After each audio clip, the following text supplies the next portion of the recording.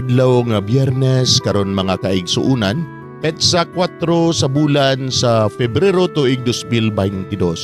Unang Biyernes karon sa bulan, first Friday of the month. Ang pagbasa kinutlo gikan sa Ebanghelyo sumala ni San Marcos, kapitulo 6, bersikulo 14 ngadto sa 29.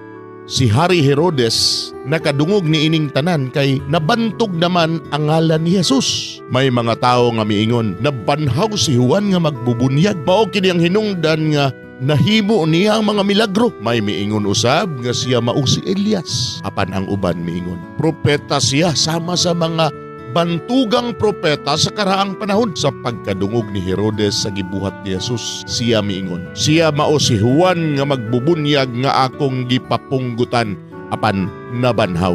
Si Herodes mismo nagsugo sa pagdakop kang Juan o sa paggaid kaniya didto sa bilangguan. Gihimo niya kini tungod kang Herodias nga iyang gipangasawa, bisan og si Herodias asawa ni Felipe nga iyang igsuon. Kay si Juan nagsigi na manggudog badlong kang Herodes, dili matarong nga makigpuyo ka sa asawa sa imong igsuon. Tungod niini nagdumot si Herodias kang Juan og naninguha sa pagpatay kaniya. Apan wala siya makahimo niini kay wala man siya tuguti ni Herodes. Nahadlok si Herodes kang Juan kay nasayod man siya nga si Juan maayo og balaan nga tao, busa gipanalipdan niya si Juan. Bisan tuod masamok ang hunahuna ni Herodes, inigkabati niya sa tanan nga isulti ni Juan, mamati gihapon siya kaniya. Sa katapusan nakahigayon ragayod si Herodias. Sumad kadto sa adlaw nga natawhan ni Herodes,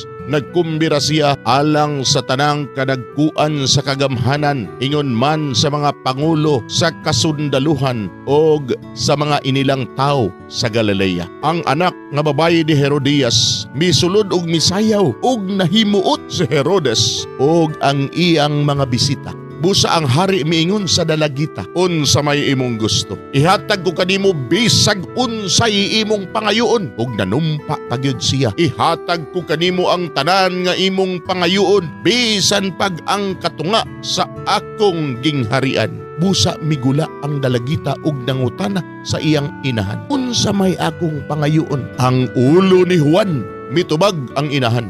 Ang dalagita midali pagbalik ngadto sa hari og miingon, ihatag kanako karon dayon ang ulo ni Juan diha sa bandihado.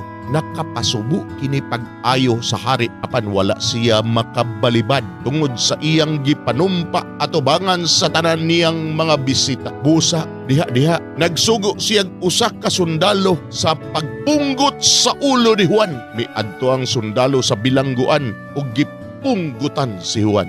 Unya gidala sa sundalo ang ulo ni Juan nga gibutang sa bandihado o gihatag ngadto sa dalagita. Gihatag usab kini sa dalagita ngadto sa iyang inahan. Sa pagkadungog sa mga tinun-an ni Juan may tungod niini, miadto sila o gikuha nila ang iyang lawas o gilubong. Mga igsuon, ang Ebanghelyo sa Ginoo. Daygon ikaw o Kristo.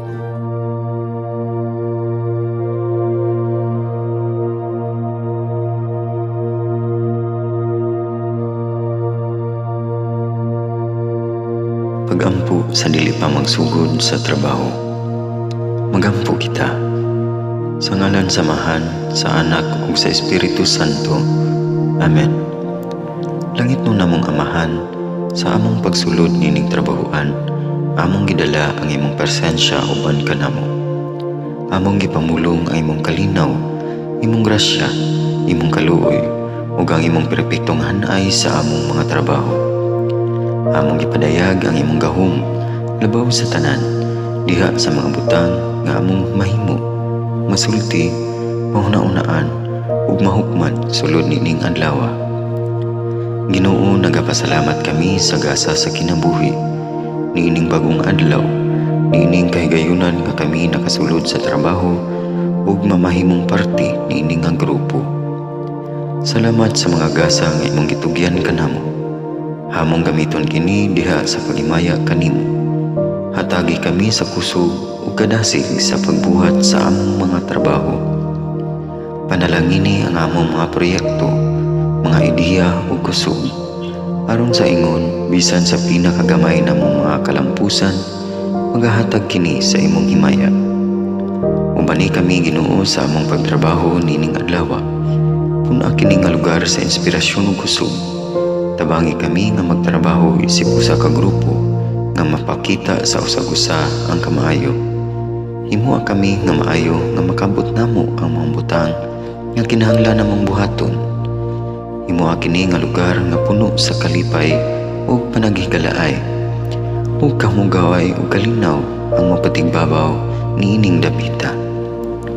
Ginoo, kung kami anaa sa kalibog, giyahi kami. Kung kami muwadaan sa kadasig ug paglaom, dasiga kami. Himuha nga ang trabaho nga among gihimo ug ang paagi sa among paghimo niini makahatag unta kini ug hugot nga pagtuo, kalipay ug pahiyom sa tanan nga among mahimamat karong adlaw. Panalangini ang among mga pamilya, among Pinoy-anan, among nasod. Himuha nga magmatidud-anon kami sa pagtagad ug pag-amuma sa kalikupan ug sa tanang may kinabuhi diha sa pagbuhat kanamo sa pagkabuot sa imong pangandoy alang sa hustisya ug kagawasan. O Ginoo, sa among pagbiya nining lugara, tagay kami sa imong panalangin ug kaluoy sa among pagbiyahe. Panalangini ang among mga pamilya ug Pinoy-anan nga anaon ta sa maayong kahimtang sama sa among pagbiya kanila.